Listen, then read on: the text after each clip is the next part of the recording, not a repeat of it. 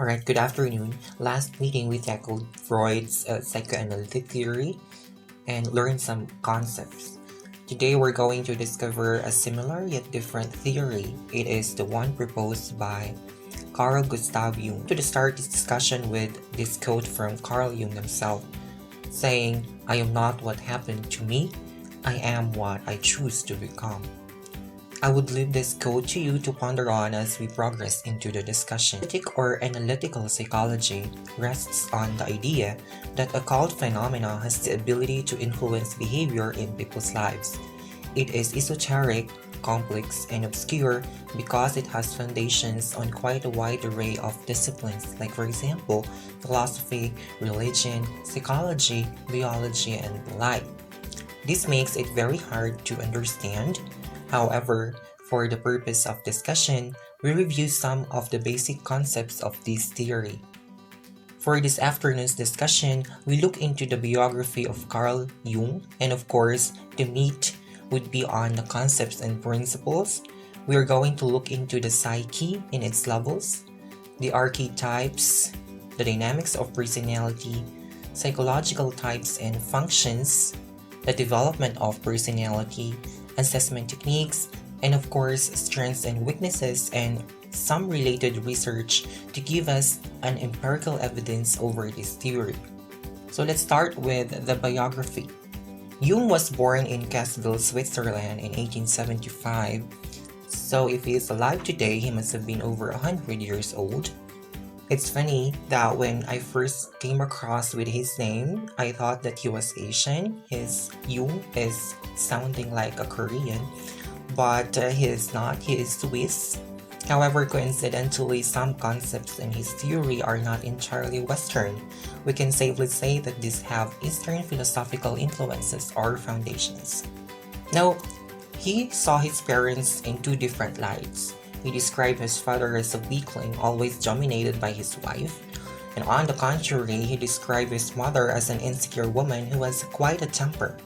She frequently contradicts herself and treats members of the family inconsistently.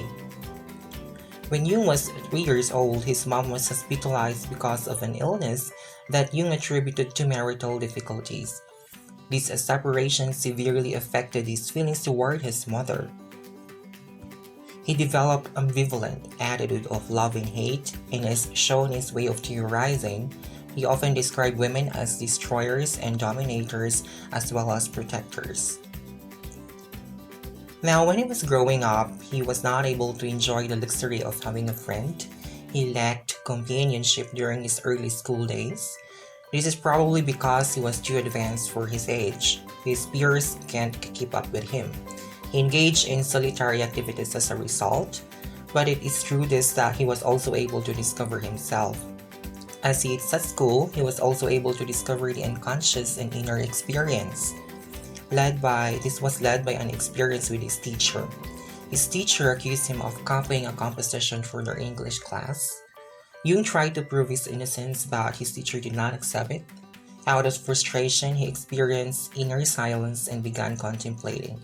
It is where he realized that he is too keen in observing and is highly intelligent. As a result, he withdrew from the society. When he was in college, he thought of enrolling in archaeology because that is what he liked when he was a teenager. However, instead, he pursued medicine at the University of Basel. He specialized in psychiatry as a way of marrying his two opposing interests in natural sciences and religion. He became an assistant at Zurich Mental Hospital after his graduation and became interested in the etiology of schizophrenia. He postulated the existence of collective unconscious in response to the fantasies and delusions of the patients that have some similarity with the myths and fantasies that guided people in the earlier days. And so, he published the book The Psychology of Dementia Precox, which was intended to be a psychoanalytic treatment for schizophrenia. In his professional life, he was able to meet Freud, who became a good colleague. They became very close friends because Jung saw Freud as someone he can look up to and someone that shares the sentiments that he had. However, he disagreed with Freud over his contention that the sex drive was the only determinant of behavior. This started the split between the two, and they never had readily settled their differences. Instead, Jung became a staunch critic of the psychoanalytic theory of Freud and developed his own theory, productive, and led him to discover the theory and write his own theory. He spent the latter of his life traveling and lecturing throughout the world, and he died on June 6, 1981 at the age of 85. Alright, so much for his biography. Now let us look into the concepts and principles of analytic psychology. Let us first start with the psyche. Instead of using the term personality, Jung preferred the term psyche. It is the total personality, a non-physical phase that has its own special reality. Within the psyche, energy flows continuously in various directions, from the conscious to the unconscious, and back, from inner to outer reality and back. There is always a continuous movement. Within the psyche, there is the energy, but instead of the sex and death drive or energies in the Freudian language, he used the term psychic energy. It is real and can interchange with libido. We recall that libido is a general life process. However, libido is only but one aspect of the psyche and not the whole of it. The psychic energy is an abstraction representing something real that cannot be touched or felt, but that we know exists through its effects. Within the psyche, there are principles that guide it. These are the principles of opposites, equivalence, and entropy. The principle of opposites states that it is a result of conflicting forces in the personality, like for example, love and hatred.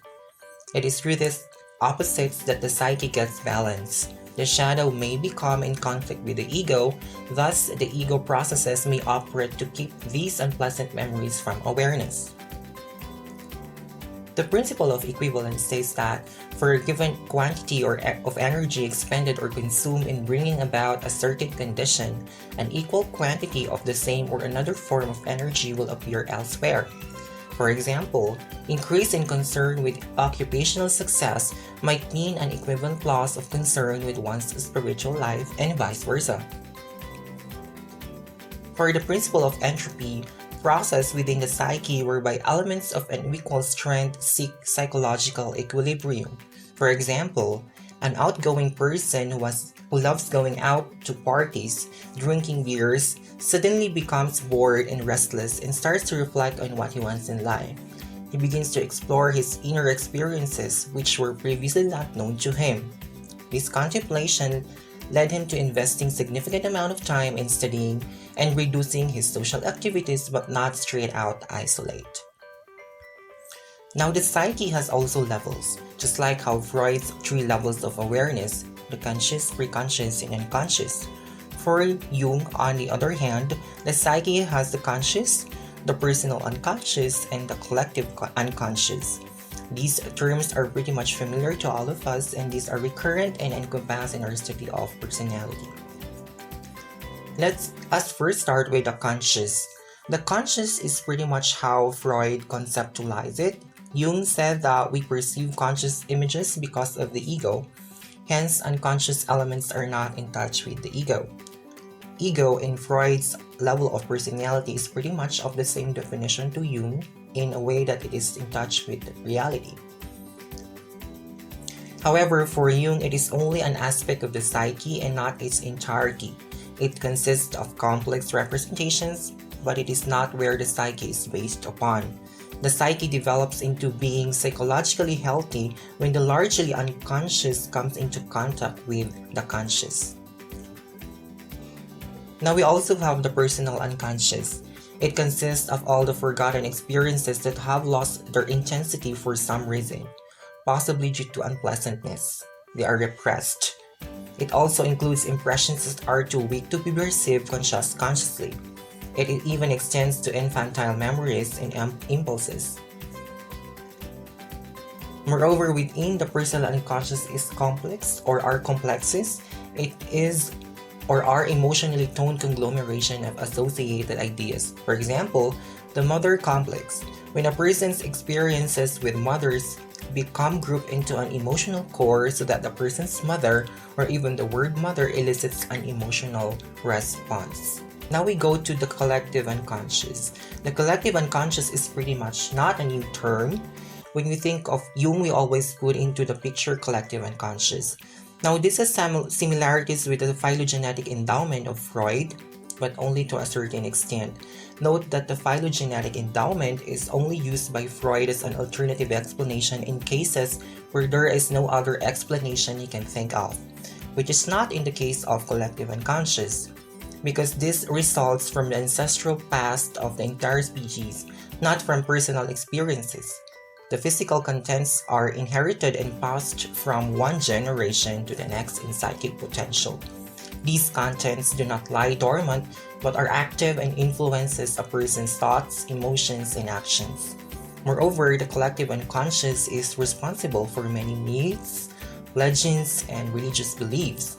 Humans' innate tendency to react in a particular way whenever their experiences stimulate a biologically inherited response is also one definition of collective unconscious. Like, for example, a young mom may unexpectedly react with love and tenderness to her newborn infant, even though she previously had negative or neutral feelings towards the fetus. Now we move on with the archetypes. When contents of the collective unconscious gets repeated many times, the result are archetypes. These are themes that have existed in all cultures throughout history. At various points in his writings, Jung referred to such themes as images or images, primordial images, root images, dominance, and behavior patterns. It is the psychic counterpart of the instinct. Take note that both instinct and archetypes are products of the unconscious.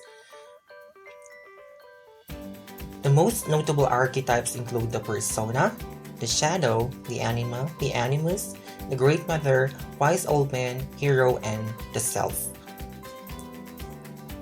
Let us first start with persona. Recall that the word personality stems from the Latin word persona. This etymological definition of personality is in some way true. In Jung's language, it is one of the archetypes, and it is part of the psyche that people show to the world. It is a compromise between the demands of the environment and the necessities of the individual's inner constitution. It is a response to the demands of the society. For example, physicians may show a bedside manner. Politicians show a likable demeanor that can win confidence and votes of the public. However, Jung said that over-identification with the persona makes one lose contact with the inner self. Jung himself experienced this confusion, but with self-talk, he was able to break through it. Striking a balance between the demands of the society and being who you are leads to psychological health. Now, the shadow, on the other hand, represents darkness and repression. It represents the qualities that humans do not wish to acknowledge but attempt to hide it from themselves and others. It's called the evil, unadapted, unconscious, and inferior part of the psyche. It has two main aspects, one that is associated with the personal unconscious and the other associated with the collective unconscious. The one associated with personal unconscious comes from all experiences that a person rejects on moral or aesthetic grounds, while those associated with collective unconscious comes from universal personifications of evil within our psyches. The shadow presents itself in many forms, like for example, irritable moods, pains of unexplained origin, urge to harm others, desire to hurt oneself, or etc. These are uncontrollable. Though this might well be associated with negative meanings, the shadow may also exist in positive light. For example, a murderer who spares his victim because the victim reminds him of a loved one. Or when a person feels uncontrollably vital, creative, and spontaneous. The quest for wholeness means continually striving to know our shadow, and according to Jung, this is the first test of courage for him. We also have the anima and animus. The anima is the feminine side present in men, but only few are well acquainted with it. It is associated with irrational moods and feelings.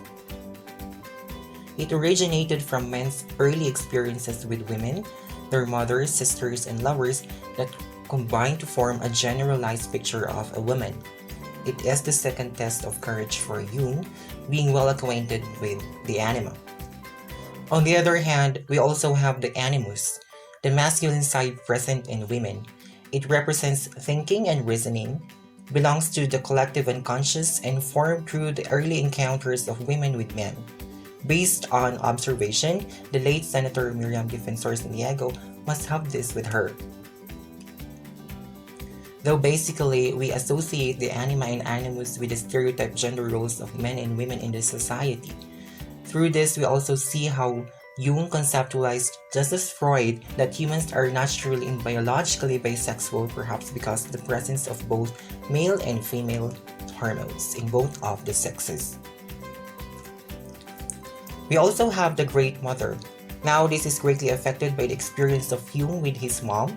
He described the Great Mother archetype representing two opposing forces, fertility and nourishment on the one hand, and power and destruction on the other. His observation of his mom, who had manifested two opposing behaviors, one that is nurturing and caring, and the other being uncanny, cold, and ruthless, had influenced how he conceptualized this archetype. Fertility and power combine to form the concept of rebirth, which may be a separate archetype, but its relation to the Great Mother is obvious.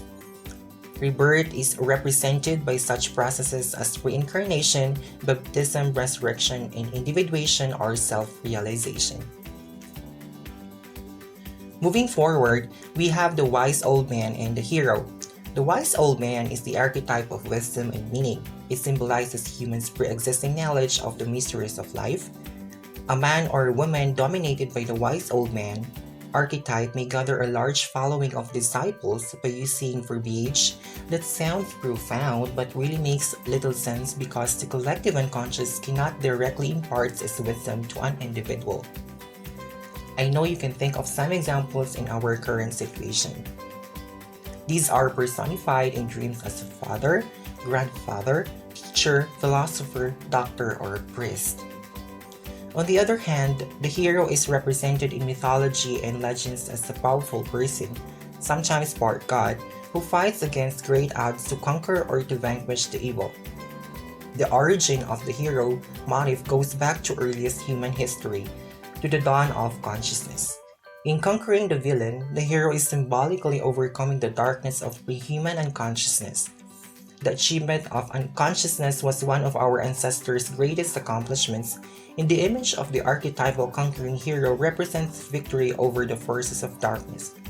However, in the end, the hero is usually undone by seemingly insignificant person or event, for example, the case of the hero Achilles. Now we have the self. It is an inherited tendency to move toward growth, perfection, and completion. It is a destiny within us that involves a process or way of individuation. Now, individuation is a process by which a person becomes the definite, unique being that he in fact is. The self has transcendent function. It provides stability and balance to the various systems of the personality. As individuals explore the unconscious aspect of their individual psyches, they learn more about the side of their nature and its functions and begin to feel more comfortable with it.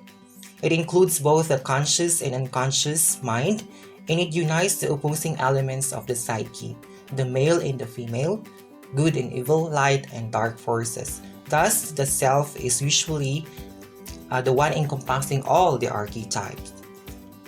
The self is symbolized by a person's ideas of perfection, completion, and wholeness, but its ultimate symbol is a mandala, which is depicted as a circle within a square within a circle, or any other concentric figure. The oldest mandala is a Paleolithic sun wheel drawing based on the principle of force. Others also represent the mandalas, the yin and yang. Now we have already finished discussing the biography, the psyche in its levels, and the archetypes. At this juncture, let us look into the dynamics of personality. Jung also built on the concepts of causality and teleology, and progression and regression. Causality holds that present events have their origin in previous experiences. This is the viewpoint of Freud, which, as discussed earlier, adult behavior is influenced much by childhood experiences. Conversely, teleology holds that present events are motivated by goals and aspirations for the future that direct a person's destiny. This position is held by Adler, but Jung was not too critical about him. Jung insisted that human behavior is shaped by both causal and teleological forces, that causal explanations must be balanced with teleological ones. This is evident in the realization of dreams. Some dreams tell something about the past, and some dreams may tell something about the future. On the other hand, progression is the adaptation to the outside world that involves the forward flow of psychic energy, while regression is the adaptation to the inner world and relies on the backward flow of psychic energy. Both progression and regression are essential if people are to achieve individual growth or self-realization. Regression is not detrimental to a person. In fact, it can allow a person to truly find himself that can further lead self-realization. Further, let us discuss psychological types and functions.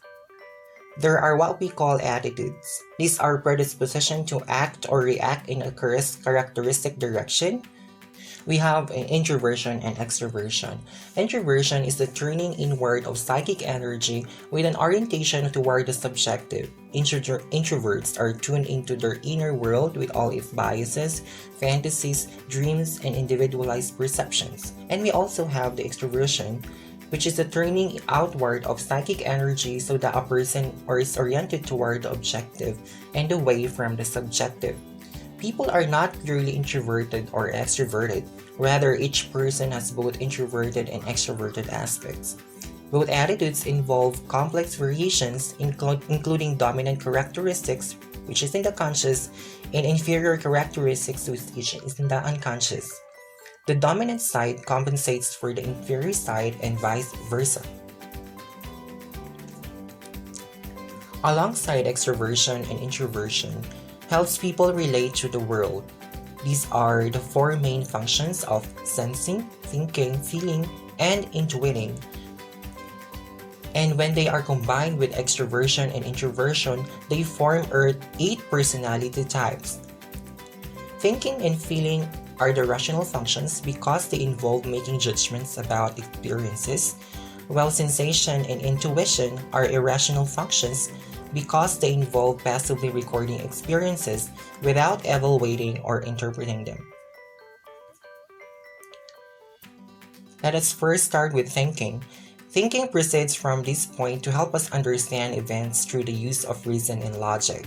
It gives us the meaning of events that are sensed. Now, we have extroverted thinking or extroverted thinkers. These are people who rely heavily on concrete thoughts, but they may also use abstract ideas if these ideas have been transmitted to them from without, like for example, mathematicians, engineers, or accountants. Life activities are dependent on intellectual conclusions in which last resort are always oriented by objective data. Now we also have introverted thinkers. These are people who react to external stimuli, but their interpretation of an event is colored more by the internal meaning they bring with them than by the objective facts themselves, like for example, inventors or philosophers. These people are strongly influenced by ideas, though these ideas have their own origin not in objective data but in his subjective foundation. We also have those who have extroverted feeling. They are the one who lives according to objective situations and general values. They are likely to be at ease in social situations, and they know the spur of the moment on what to say and how to say it, like for example, politicians and business people.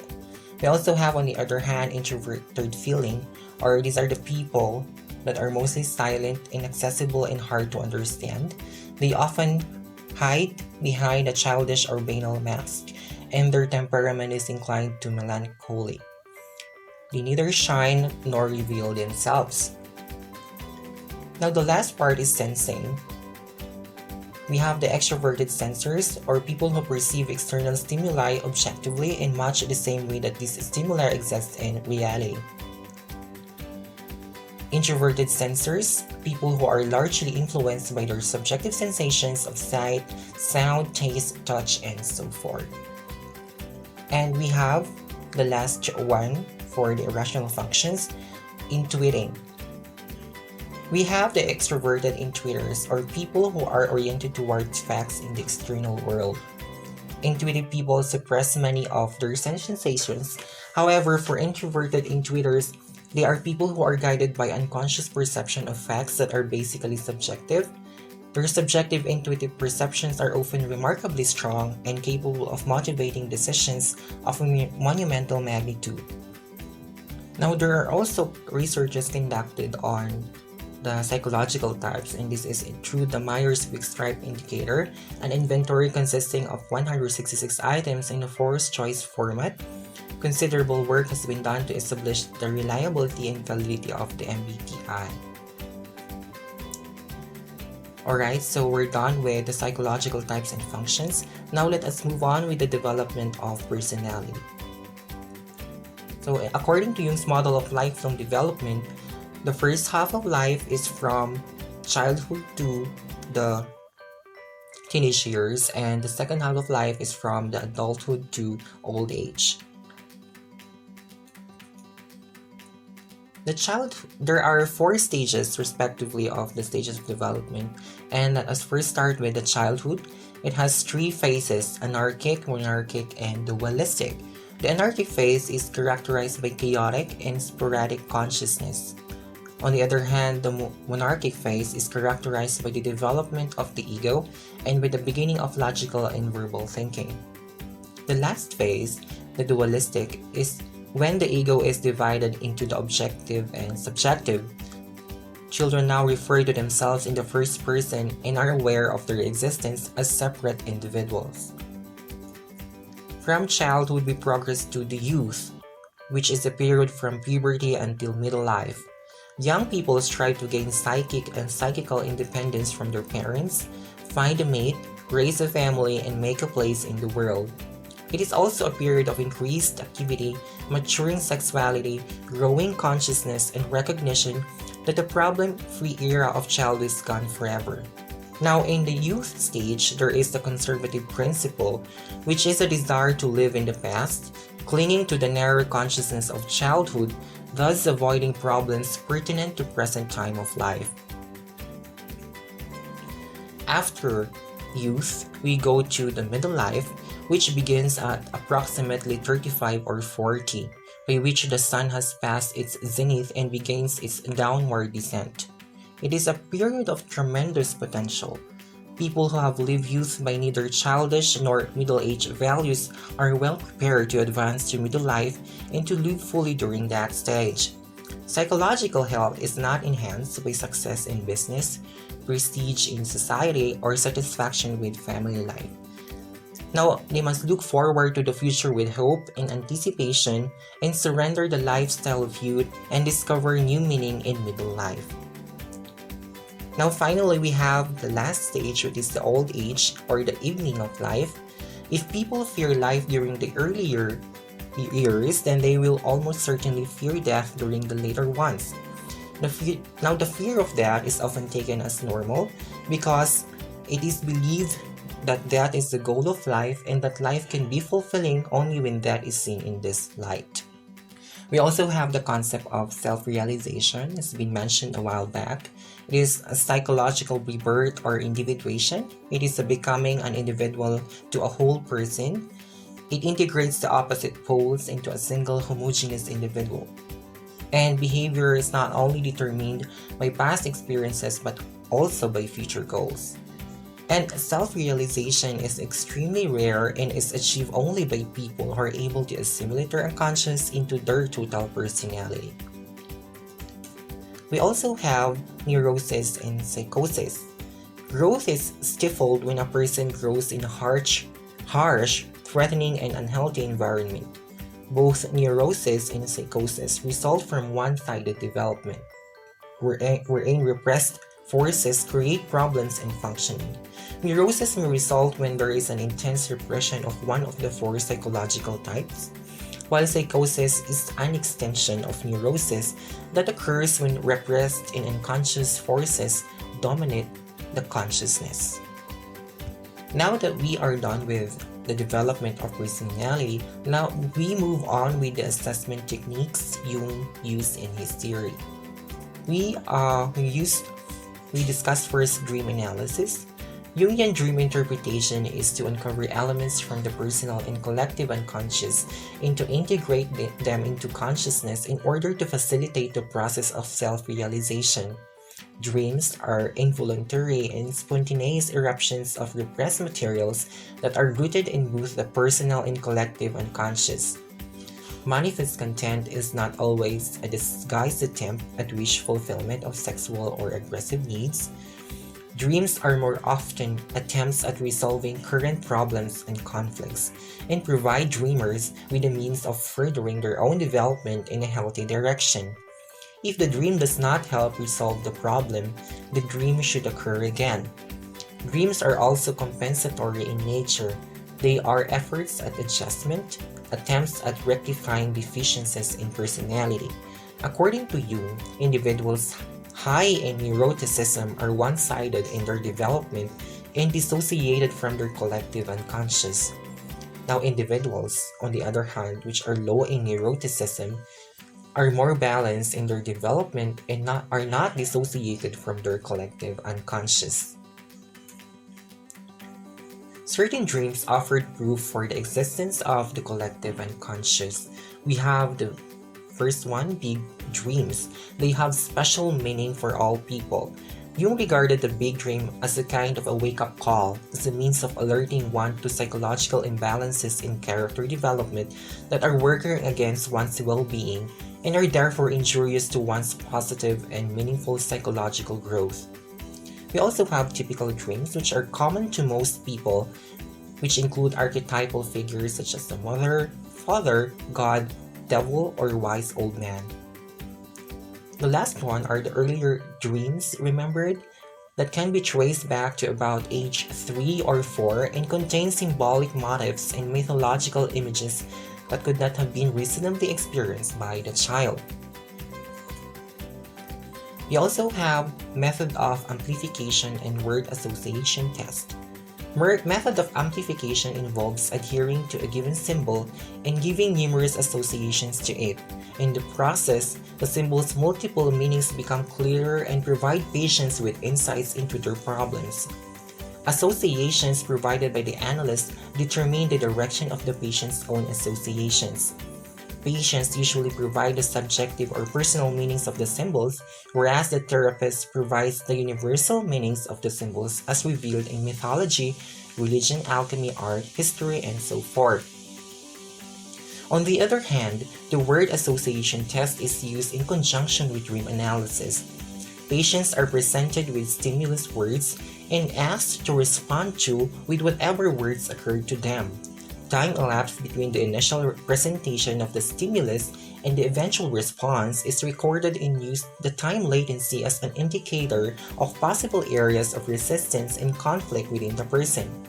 The longer the time interval, he assumed, the greater was the likelihood that important complexes or areas of conflict within the psyche were being tapped. Areas of conflict were assumed to be present if the patient repeated the stimulus word several times as though it had not been heard, misheard the word as some other word, gave a response of more than one word, gave a meaningless reaction or a made-up word, or failed to respond at all. Patients are required to recall all their responses to the word stimuli following a rest interval. Failure to reproduce the words and reporting distorted reproductions were also considered to reflect underlying conflict. Active imagination used in therapy requires a person to begin with any impression, a dream, image, vision, picture, or fantasy, and to concentrate until the impression begins to move. The person must follow these images to wherever they lead them and courageously face these autonomous images and firmly communicate with them. The purpose of active imagination is to reveal archetypal images emerging from the unconscious. Jung suggested the fourth stage in the practice of psychotherapy in addition to the earlier three stages, which were used in psychotherapy, and he suggested transformation as the fourth stage wherein the therapist must first be transformed into a healthy human being, preferably by undergoing psychotherapy. Only after the transformation in an established philosophy of life is a therapist able to help patients move toward individuation, wholeness, or self-realization. His approach is eclectic, which is a treatment varied according to the age, stage of development, and particular problem of the patient. He also regarded both positive and negative transference as a natural concomitant to patients' revelation of highly personal information. He also, on the other hand, recognized the process of countertransference, a term used to describe a therapist's feelings towards the patient. And finally, we have this principle of synchronicity. Sometimes, two events occur together in time, but one event does not cause the other. Archetypes could readily move through the embrace the past, present, and future, thus may be a factor in the occurrence of synchronicity. Now, remember the story of the golden scarab of the patient, an educated person who dreamt of a necklace with a pendant with a golden scarab, and suddenly during the therapy, a golden scarab show in their therapy session. That's a principle of synchronicity. These are the strengths of analytical theory. Psychological functions and attitudes can be tested and studied and have generated moderate amount of research, like for example the MBTI. Analytical psychology is unique because it adds a new dimension to personality theory, namely the collective unconscious. It is very comprehensive. At various points, it addresses such diverse phenomena as marriage, creativity, religion, education, and the occult. Also, Jung's theory has considerable heuristic value. Although it has not been accorded high status by most scientists, it has been accepted by professionals from a variety of disciplines. On the contrary, these are the weaknesses. It is nearly impossible to verify or falsify. Usefulness of most analytical psychology is limited to those therapists who subscribe to basic Jungian tenets, and it is low in parsimony because Jung's theory has foundations on different fields.